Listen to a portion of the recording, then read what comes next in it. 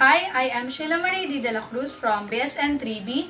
In today's return demonstration, I will demonstrate how to measure the oxygen saturation using pulse oximeter. In this procedure, these are the materials that I will be using. Stethoscope, thermometer for assessing the vital signs.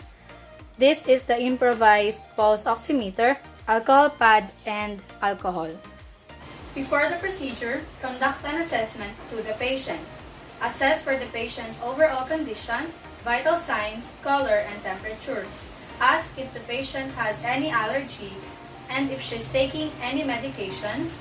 Also, assess for the best location to take her oxygen saturation. The rationale for this is to prevent any effects or complications that may arise as we take the patient's oxygen saturation. For planning, prepare the necessary equipment and supplies. The rationale is to save time and effort and to ensure the availability of the equipment. For implementation, introduce yourself to the patient and verify the patient's identity using agency's protocol. Also, explain what you're going to do to the patient and why it is necessary and how to participate. The rationale for this is that introducing yourself to the patient can help you build rapport with your patient. Also, verifying the client's identity, make sure that you are handling the right patient. Also, explaining what you're going to do to the patient can ease his or her anxiousness during the procedure. Then, perform hand hygiene and observe infection prevention procedures. Rationale is to prevent the spread of infection, and lastly, provide patients privacy. This is to ensure that the patient will not feel uncomfortable during the procedure. Hi ma'am, I am Nurse Sheila. I will be your nursing assistant for today. But before we proceed, can you please state your full name and birthday?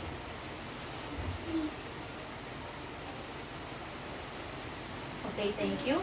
So Ms. De La Cruz, there is an order for you today to measure your oxygen saturation.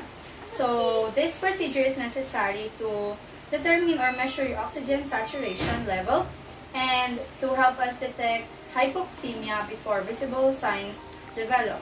So hypoxemia is an inadequate oxygen in our blood. So your oxygen results will be used for planning for further care and treatments. So is everything clear? Okay, thank you. And again, before we proceed, let me ask, how are you feeling? Do you feel any pain or discomfort? None? Okay, that's good.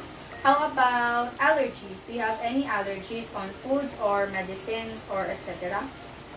None? Okay. How about medications? Are you taking any pills or medications? None? Okay, thank you. So now let me assess your vital signs.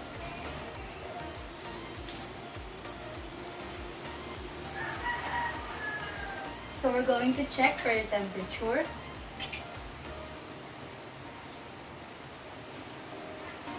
So for your respiratory rate, can you take some deep breaths?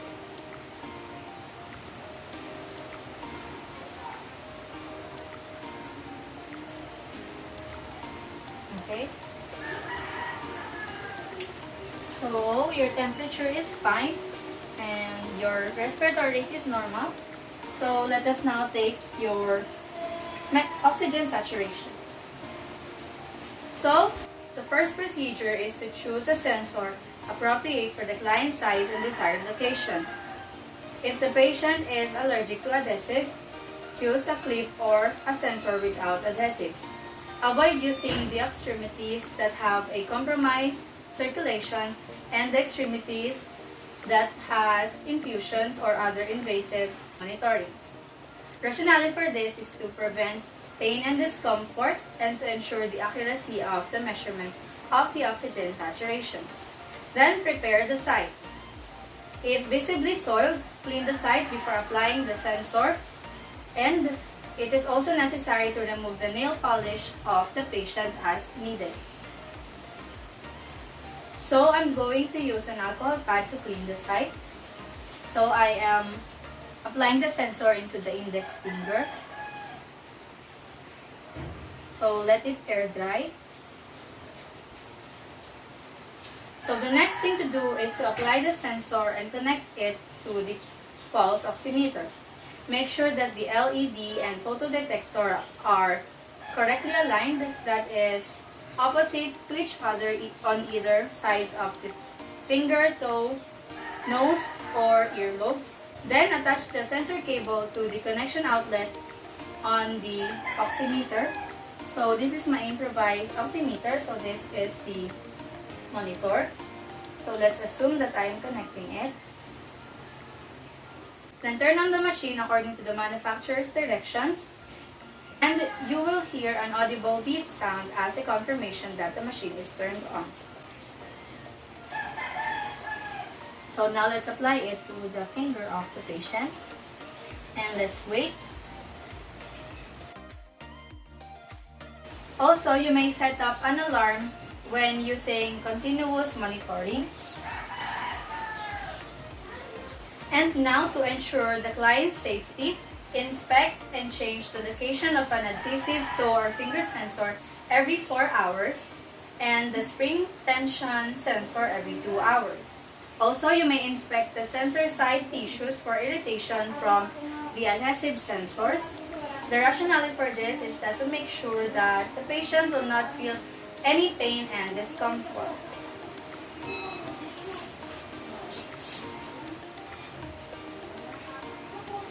So the next thing to do is to ensure the accuracy of the measurement of the oxygen saturation. So while the oximeter is measuring the oxygen saturation, you may also check for the pulse rate in the monitor and check the pulse rate manually. Going to locate the pulse.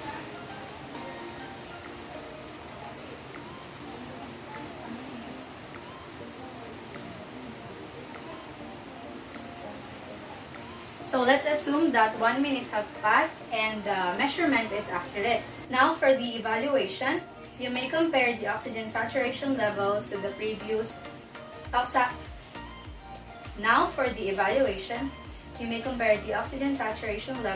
client's previous oxygen saturation levels, relate to pulse rate, and other vital signs.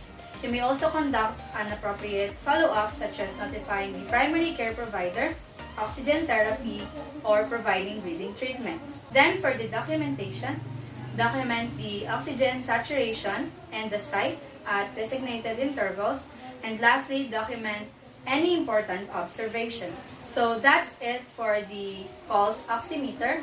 Thank you for watching.